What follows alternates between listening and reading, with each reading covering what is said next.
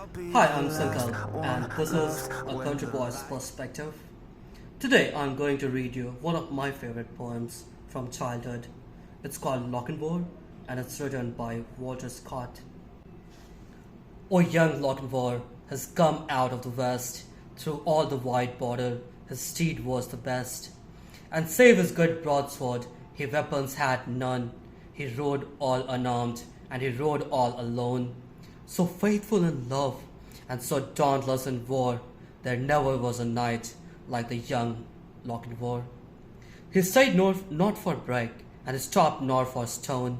He swam the Esk river, where ford there was none. But ere he alighted at the Netherby gate, the bride had consented, the gallant came late. For a laggard in love, and a dastard in war, was to wed the fair Elaine of brave Lochinvar. So boldly he entered the Netherby hall, among bridesmen and kinsmen and brothers and all. Then spoke the bride's father, his hand on his sword, for the poor craven bridegroom never said a word. O come ye in peace, or come ye in war, or to dance at our bridal, young Lord Lochinvar? I long wooed your daughter, my suits you denied. Love swells like Solway, but ebbs like its tide.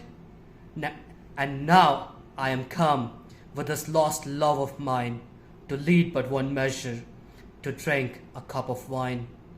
There are maidens in Scotland more lovely by far, that would gladly be bride to the young Lochinvar. The bride kissed the goblet, the knight took it up. He quaffed off the wine, and he threw down the cup. She looked down to blush, and she looked up to shy, with a smile on her lips and a tear in her eye. He took her soft hand, and her mother could bar. Now tread we a measure, said young Lochinvar. So stately his form, and so lovely her face, that never a hall such a gallant did grace. While her mother did fret, and her father did fume, and the bridegroom stood dangling his bonnet and plume. And the bride's maidens whispered, 'Twere better by far to have matched our fair cousin with young Lochinvar. One touch to her hand, and one word in her ear. When they reached the hall door, the charger stood near. So light to croup the fair lady he swung, so light to the saddle before her he sprung. She is won, we are gone, over bank, bush, and scar. They will have fleet steeds that follows, quoth young Lochinvar. There was mounting among Cramies of the Netherby clan, Fosters, Fenwicks, and Musgraves. They rode and they ran. There was racing and chasing on Canopy Lee, but the lost bride of Netherby ne'er did the see. So daring in love, and so dauntless in war, have ye e'er heard of a gallant like young Lochinvar? This is one of the poems that I read as a kid that had a very long-lasting impression on me. Growing up in countryside, we did not have television or computers, so the biggest source of entertainment for us, was poems and stories. And they have a unique way of reeling you in and taking you to far off land.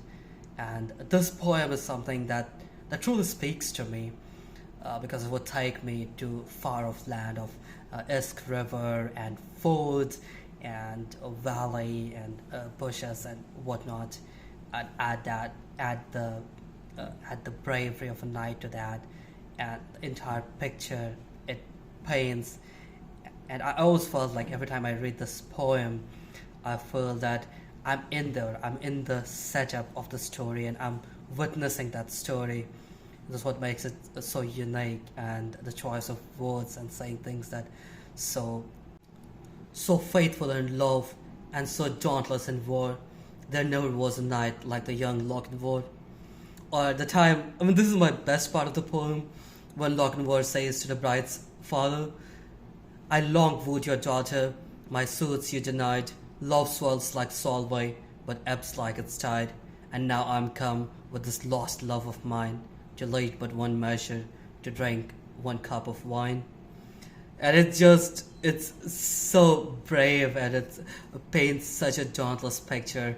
I really love this poem. There was racing and chasing on Canopy Lee, but the lost bride of Netherby neither did the sea. So daring in love and so dauntless in war, have you e'er heard of gallant like young Lochinvar? Until we meet again.